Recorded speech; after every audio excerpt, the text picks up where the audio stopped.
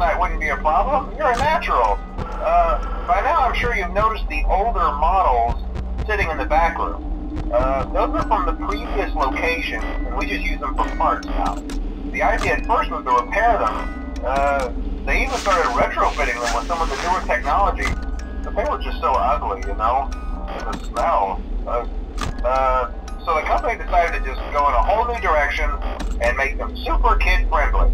Those older ones shouldn't be able to walk around, but if they do, the whole Freddy head trick should work on them too, so whatever. I loved those old characters. Did you ever see Foxy the Pirate? Oh wait, Foxy.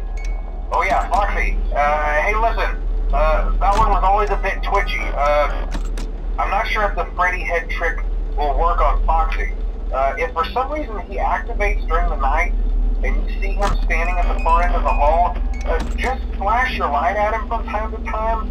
Those older models would always get disoriented with bright lights. It would cause a system restart or something. Come to think of it, you might want to try that on any room where something undesirable might be. It might hold him in place for a few seconds. That glitch might have carried over to the newer models too. One more thing, don't forget the music box. I'll be honest, I never liked that puppet thing. It's always thinking, and it can go anywhere. I don't think the Freddy mask will fool it, so just don't forget the music box.